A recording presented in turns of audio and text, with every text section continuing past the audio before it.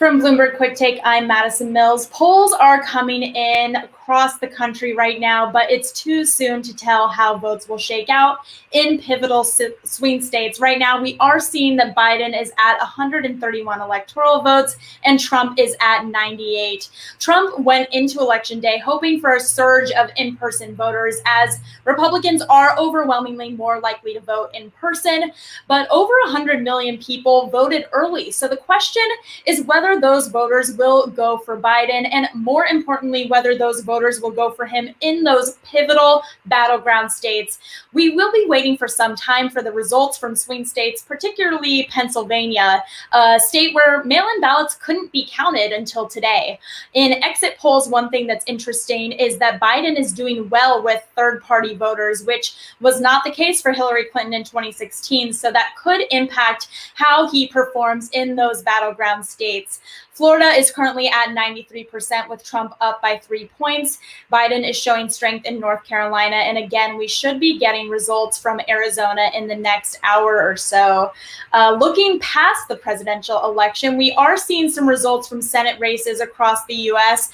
John Hickenlooper's win in Colorado represents the first Senate seat to flip to Democrats tonight, but also the Alabama Senate flipped and Republicans took back a Senate seat there. And this comes as we're watching several other Senate races to see whether Congress could flip to blue. Now, one issue that was really on the hearts and minds of voters heading into the ballot box today was, of course, COVID-19. And we're joined by a voter this evening who survived coronavirus to talk with him about how his experience with the virus impacted his vote.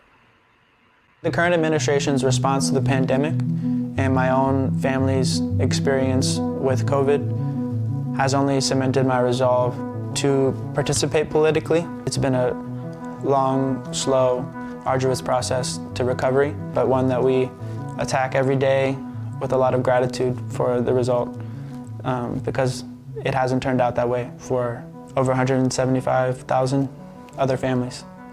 And that's not something that we take lightly whatsoever.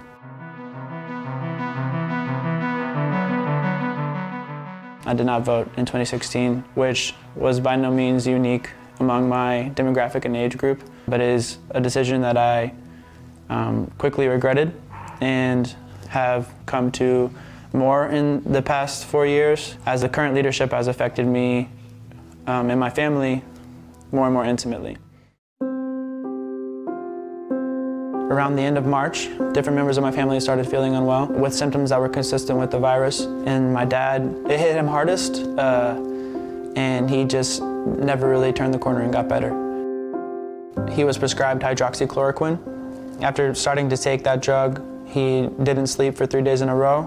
His heart was racing. He had shortness of breath.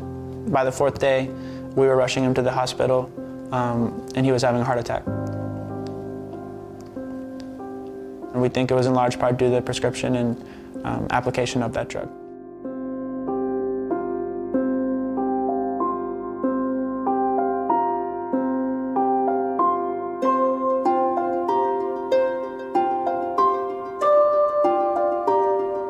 He remained in ICU for almost the entire month of April, during which my mom, sisters, and I lived phone call to phone call, checking in with his nurses and doctors. What it ended up doing the trick for my dad was a plasma exchange. They basically recycled his plasma with fresh plasma. It wasn't plasma with somebody with antibodies. So he managed to come home around the end of April, and since then has been going to physical therapy every day, in which he's essentially had to learn how to walk again. Every physical function atrophied while he was in bed for a month. The thing that's lost on the general public as it relates to the virus is that as a survivor, most of my trauma is physical. I'm trying to pick up the pieces of who I was physically. Our son Grant, my wife Kelly, and our daughters Chandler and Cameron experienced the emotional trauma of almost losing me several times. It was incredibly difficult to watch press conferences every day. The frontline workers, many are taking it. I happen to be taking it. Hydroxychloroquine? I'm taking it, hydroxychloroquine. When? Right now, yeah. And we had to sit and watch that him talk about the drug that might have killed my father in that sort of offhand manner. My situation was more dire than we can even articulate, and it's caused us as a family to fight through that emotion together, but it's also caused us to look at our country and the world in a much different way. In 2016, a big reason that I didn't vote was because of my skepticism over how much big government matters and how much it affects me. It's never been clear how much big government does matter, how much competent leadership from the top down can be at times of life or death importance.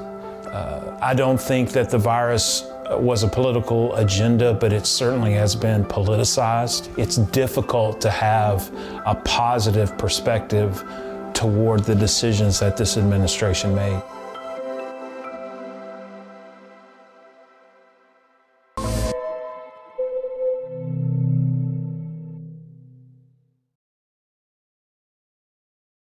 And Grant is joining us live now to talk about his experience voting today. Grant, thank you so much for making time to chat with us. First, I just want to ask, how are you and your family holding up? How are you doing? We're doing really well. Thank you for asking. I'm actually not living with them anymore. They're still in the Atlanta area, but I recently moved up to DC. But I'm still checking in with them as much as possible every day. My dad is still steady in his recovery in physical therapy every day, and again, we're still very grateful for the result of that whole experience. But we're attacking this election season with a lot of gratitude and hope and excitement for what could come. Right, you mentioned the importance of this election season. I'm wondering what it was like for you to vote in this election following your experience. Well, to be honest, at first there was a certain amount of anxiety involved with it, especially with the rhetoric around absentee voting and mail-in ballots. Seeing as that I am voting in DC and while registered back in Georgia, but to send my ballot off and finally see that it is accepted and received and accepted was very gratifying and kind of relieving emotion, and that I did my part, that my voice was heard, and I'm looking forward to seeing what the rest of American voices, what their message is tonight, and I hope it's one that can be hopeful going forward. And in your previous interview with us, you talked about the impact of hearing the president talk about his handling of COVID-19 in press conferences. I'm wondering how that transitioned for you when the president himself was infected with COVID-19. What was that like, and what was your reaction to that news? It was no less frustrating, I think, especially seeing. I felt that his quick recovery at the hands of the best doctors and equipment that the nation has to offer, or maybe the world, lent itself to the sort of rhetoric that he's been kind of insisting on, that the virus is no more than a sort of common flu that you can white knuckle and get better. And I know better, my family knows, as well as an unfortunate amount of Americans, how untrue that is. And particularly the publicity stunt outside of the hospital, in which he endangered the lives of, unnecessarily endangered the lives of several around him for the sake of, a campaign moment. It was really, really heartbreaking and frustrating and tone deaf a moment for us as a family to see. And I'm wondering how you think COVID-19 as a whole will impact voters across the country heading into the ballot box today, not only for those who were directly impacted by it like yourself, but for other voters who had different experiences, be that economic or any of the other effects of this virus. Yeah, I think that if, you can look no further than this administration's handling of the pandemic, and to see the ineptitude at every level, and it should be convicting. And I hope that we as Americans will respond accordingly tonight, and today, with early voting, and today at the ballot box. And I'm looking forward to seeing the results. And Grant, final question for you. What do you hope the winner of this election does to focus on COVID-19 survivors? Well, I hope more than anything, I think that I would love for the winner of this election to approach the general dialogue, in particular the victims and their families, with empathy first. And I don't know that we've been getting that message. It's been a lot of excuses and deflection, but I think empathy is key, and especially in something that has been as painful and destructive as this pandemic has been for so many Americans.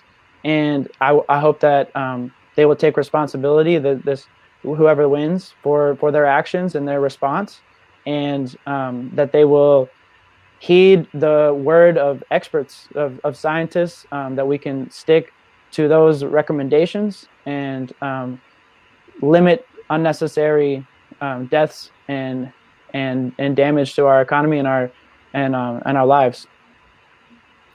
Grant, thank you so much for making time to join us this evening, and hope that you and your family continue to be well. We really appreciate your time. I want to take our viewers back to some of these numbers that are coming in right now. Again, we are going to be hearing from the pivotal swing state, Arizona, in the next hour or so. It's still a bit too early to tell how Florida, North Carolina, and Georgia are shaking out, but Florida is at 93% right now, with Trump up by 3 points, and Biden is showing initial strength in North Carolina. Again, we are really waiting on these pivotal swing states like Michigan, Pennsylvania, and Wisconsin to know how the Electoral College will shake out for either candidate. Trump went into Election Day hoping for a surge of in-person voters. Biden is hoping that the mail-in votes will land in his favor, as over 100 million people voted early heading into Election Day today. I want to transition to some audience questions we got in over social media in the past 24 hours. Thank you to all of you watching who sent in your fantastic questions. While we're chatting together here, I'll be looking at the comments, and if you submit any questions, I will make as much time as I can for those. So feel free to comment with any questions you've had about election night so far.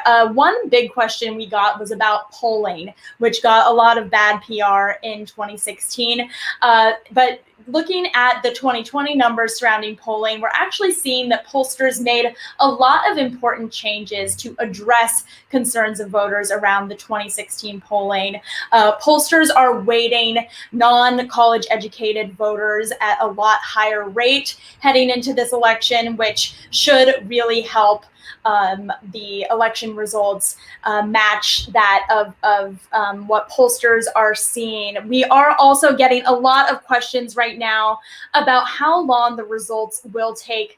Your guess is certainly as good as mine. It's pretty unclear, but if either candidate wins an unexpected state with a lot of electoral results, we will get more information on that. And it's looking like we might be having some technical difficulties.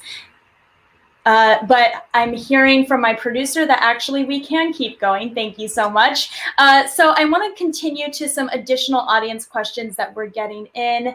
One that I'm seeing a lot in the comments here is about this idea of a red mirage. So this is really important because a lot of people voted in person today, and those people who voted in person are more likely to be Republican voters.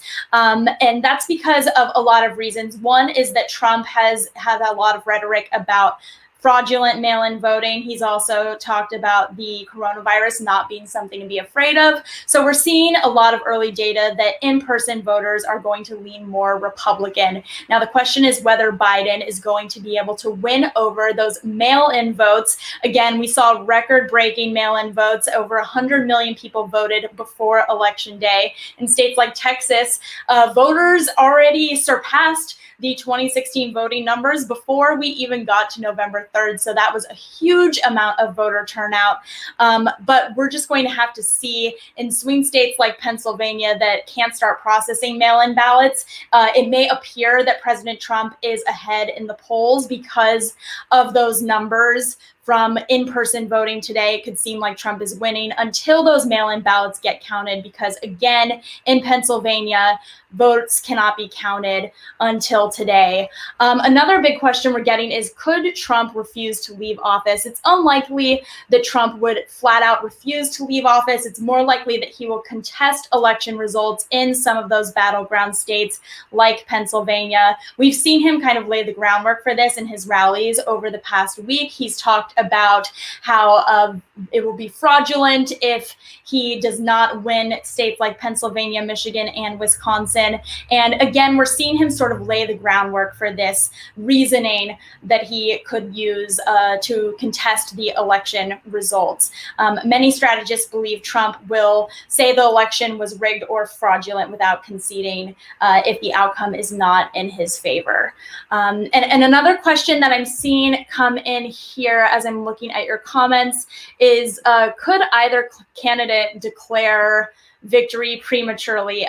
Yes, that is something that could happen. There is precedent for this a bit, looking back on Bush v. Gore in 2000.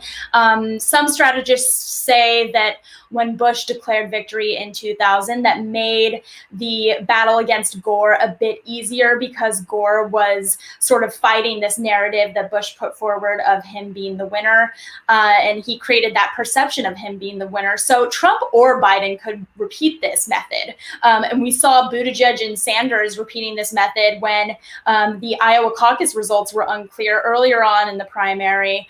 So this is something that Democratic and Republican strategists both are focusing on heading into tonight's election. For those of you watching, thank you so much. We'll continue to update you throughout the night on the election results as they come in, and keep following QuickTake for more information. Thank you so much.